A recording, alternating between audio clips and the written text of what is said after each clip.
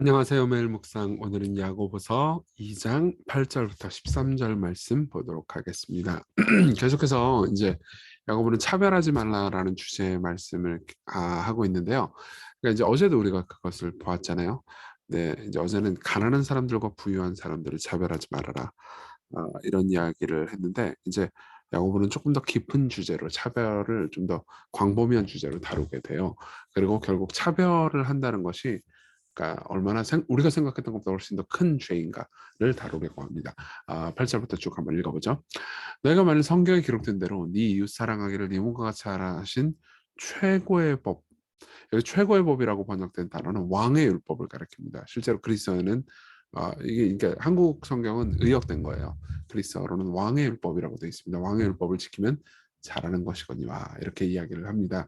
그러니까 여기서 이제 우리가 알 수 있는 게 그러니까 네 이웃 사랑하기를 내 몸과 같이 하라 하신 최고의 법. 그러니까 여기서 왕은 누구를 가리킬까요? 내 이웃 사랑하기를 내 몸과 같이 하라라는 말씀은 물론 구약 성경에도 있긴 하지만 예수께서 하신 말씀이거든요. 마태복음 25장에 보면 나오는데 나옵니다. 저기 왕의 율법 예수께서 하신 말씀이잖아요. 그러니까 여기서 말하는 왕은 누구를 가리키는 걸까요? 예수님을 가리키는 거죠. 근데 잘하는 건데 만일 너희가 사람을 차별하여야 하면 죄를 짓는 것이니 율법이 너희를 범법자로 정죄하리라 이렇게 말합니다. 자, 무슨 말인지 설명해 드릴게요. 그러니까 나는 내 이웃 사랑하는데 라고 생각을 하는 분들도 계실 수 있어요. 내가 사람들을 얼마나 많이 섬기는데 이 사람도 섬기고 저 사람도 섬기고 이렇게 생각할 수 있단 말이에요. 저도 종종 그런 생각합니다. 그러니까 저도 우리 교회 교인들 내가 사랑하고 교인들 섬기기 위해서 온갖 노력도 시간도 심지어 재물도 써가지고 사람들 사랑하고 있는데 근데 사람들을 섬기고 사랑하고 있기는 한데 제가 막 사람들을 차별해요. 별로인 사람들 같은 약간 무시하고 차별하는 성향이 있다고 합시다. 그러면요, 저는 사람들을 사랑하는 선행을 많이 하고 있기 때문에 내가 사람들을 조금 차별한다 해서 선행을 하고 있는, 그러니까 선행을 하고 있으니까 사랑을 안 하는 사람이라고 생각하기 쉽지 않아요. 그렇죠? 예, 실제로 많은 사랑들을 하고 있으니까 뭐 시간과 물질까지 써가지고 누군가를 돕고 있으니까 그저 차별하는 마음 조금 그거 가지고 있다고 해가지고 율법을 어기는 것까지 생각하지 않는단 말이에요. 근데 야고보는 율법을 어기는 거라고 말하는 거죠. 그러면서 10절에 누구든지 옳은 율법을 지키다가 그러니까 이 사람도 돕고 저 사람도 돕고 저 사람도 다 돕고 하지만 한 명에 대해서 막 차별해요. 그러면은 결국 모두 범한 자가 된다. 이렇게 이야기를 하는 거죠. 그렇죠. 그러면서 간음하지 말라 하신 네가 또한 살인하지 말라 하셨은즉 네가 비록 간음하지 아니하였어도 살인하면 율법을 범한 자가 되느니라. 무슨 말입니까? 그러니까 내가 간음을 안 했어요. 그렇지만 살인을 하잖아요. 그러면은 사실은 우리는 뭐 한 개의 계명은 지켰고 한 개의 계명은 안 지켰으니까 50%는 내가 했지라고 생각할지도 몰라요. 하지만 지금 여기서 얘기하고 있는 건 아니 문제는 그게 아니다. 50%를 지켰다고 생각하지 말아라. 이 말을 주신 분은 한 분이다. 그렇죠? 그러니까 내가 그러니까 율법을 그냥 계명으로만 생각하고 어떤 건 지키고 어떤 건 안 지켰으니까는 안 지킨 거 말고 지킨 거는 나는 자랑스러워라고 생각할 필요가 없다는 거죠. 안 지킨 것 때문에 사실은 그 명령을 지키라고 명령하신 분을 반역한 거거든요. 그러니까 어쨌든 간에 둘 중에 하나만 안 지키면 결국 관계는 깨진 거죠. 그렇기 때문에 어떻게 해야 되냐? 너희는 자유의 율법대로 심판받을 바처럼 말도 하고 행하기도 하라. 그러니까 너희가 심판받을 자가 된다라는 의미는 아닙니다. 예수 그리스도를 믿는 사람들은 다 조건 없이 사랑받고 구원받을 수 있어요. 하지만 마치 심판 앞에 놓인 사람들처럼 말도 하고 우리의 말뿐만 아니라 어, 행함도 있어야 된다는 거죠. 그러면서 13절에 굉장히 유명한 말씀을 합니다. 긍휼을 행하지 않는 자에게는 긍휼 없는 심판이 있으리라. 긍휼은 심판을 이기고 사랑하느니라. 이렇게 이야기합니다. 무슨 말인지 설명해 드릴게요. 이건 좀 한편으로 우리로 하여금 굉장히 깊이 생각할 수 있게 만드는 말씀입니다. 사실 14절 이하의 내용도 같은 내용인데요. 내가 예수님을 믿는 사람이라고 주장을 하긴 하지만 실제로 사람들에게 긍휼을 행하지 않잖아요. 그러면 나는 예수 그리스도를 믿는 믿음이 뇌 속에만 있는 거지 실제로 그걸 이해한 게 아니에요. 실제로 그걸 적용한 게 아닙니다. 그렇기 때문에 진짜 믿음은 아니라는 거죠. 그렇기 때문에 보세요.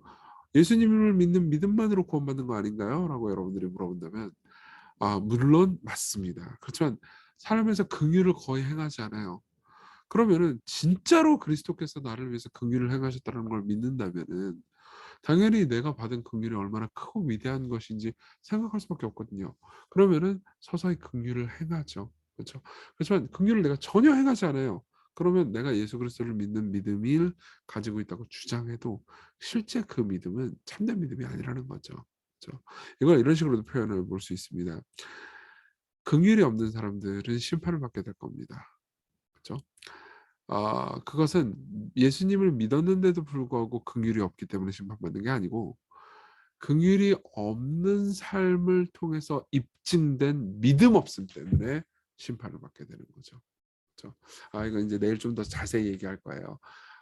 이걸 통해서 우리가 긍휼을 행하는 것이 참된 신앙에서 얼마나 중요한 요소고 중요한 열매인가를 우리가 묵상해 볼 수 있겠죠. 자, 적용을 해봅시다. 첫 번째로는 차별하는 마음 회개하기입니다. 차별이라는 게 큰 건지 몰랐죠. 그렇죠? 이게 상당히 중요한 겁니다. 우리가 사람들을 많이 섬기고 교회에서 봉사를 많이 한다 하더라도 사람들 가운데 교회에서 사람들을 보면서 막 차별하는 마음을 가지잖아요. 그럼 사실상 우리는 큰 죄를 저지르고 있다는 것을 생각하십시오. 예를 좀 들어보죠. 저 여자 머리는 너무 짧아. 예, 그러니까 외모로 교회 다니는 사람이 저런 식으로 외모를 가꾸면 되나 이런 식으로 생각해 본 적 있으시죠? 저 남자는 교회 저런 옷을 입고 오면 안 되지. 이 문신은 뭐지? 전부 다 뭐예요? 외모를 보고 비평하는 거죠. 교회 다니는 사람스러운 외모를 갖춰야 한다. 그렇죠? 좀 뭐 저도 뭐 그렇게 막 뭐 그런 옷들을 그렇게 좋아하지는 않습니다. 뭐 머리가 짧고 이런 거 좋아하진 않아요. 하지만 그게 그러니까 사실 그런 걸로 내가 우월감을 느낀다는 것은 하나님 앞에서 그러니까 나는 뭐 저기 옷을 단정하게 입고 나는 문신 같은 거 없다. 이게 내가 하나님께 또 받아들여지고 받음직하다고 스스로 생각하는 거죠. 그렇죠? 그러니까 긍휼이 없는 사람들은 사실 예수 그리스도께서 우리를 조건 없이 사랑하시고 내가 예수 그리스도를 믿는 믿음만으로 구원받는다라는 사실을 그러니까 망각하는 거죠. 그러니까 참된 믿음이 없는 거죠. 저 차는 너무 비싸. 저 사람들 집은 너무 커. 그죠? 저 여자는 어떻게 저런 뭐라고 해야 될까? 소위 명품이라고 불리는 옷을 교회 입고 오는 거지? 이거는 부유하다고 이제 비난하는 거죠. 그렇죠? 그러니까 내가 상대적으로 검소하다는 것을 내 의로 삼는 거죠. 저 사람은 박사학위 소지자야. 저 여자는 고등학교도 졸업하지 않았대.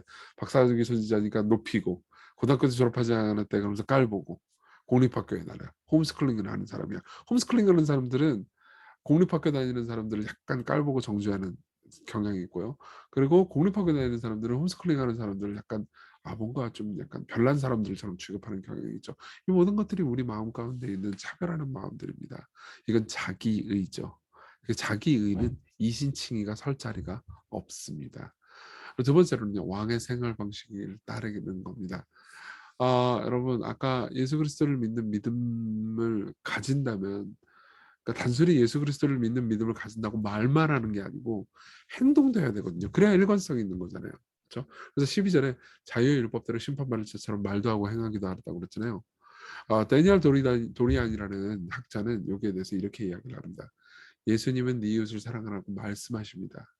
그리고 어떻게 우리가 이웃을 사랑할지 보여주신다고요.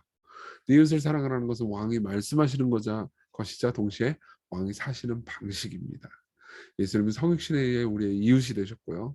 예수님은 십자가에서 죽으신 것과 부활을 통해서 우리에게 대한 예수님의 긍휼이 얼마나 큰 것인지 보여주셨죠. 자 보세요. 이게 무슨 말인지 설명해 드릴게요.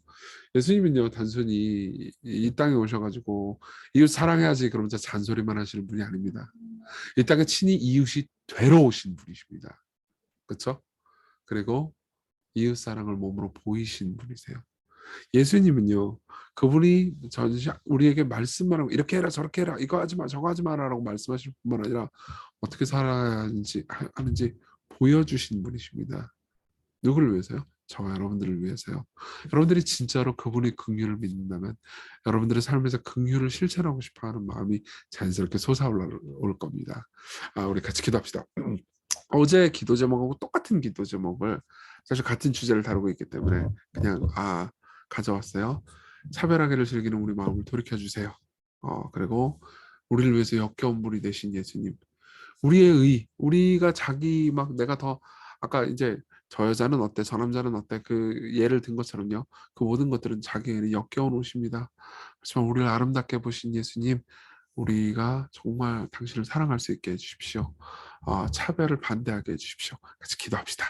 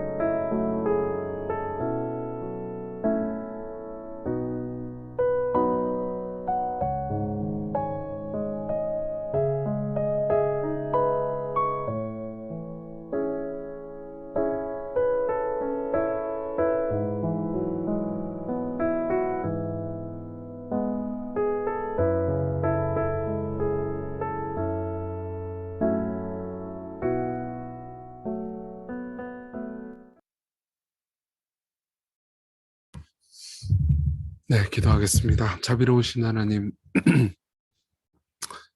당신의 복음을 우리가 정말로 알고 있다면, 믿고 있다면, 긍휼을 실천하는 마음이 터져 나올 것을 압니다. 당신의 복음을 다 알게 해주십시오. 그리고 복음을 진정으로 믿게 해주십시오. 복음을 따르게 해주십시오. 예수님 이름으로 기도했습니다. 아멘. 네, 오늘도 하나님의 은혜 안에서 기쁜 하루 되셨으면 좋겠습니다.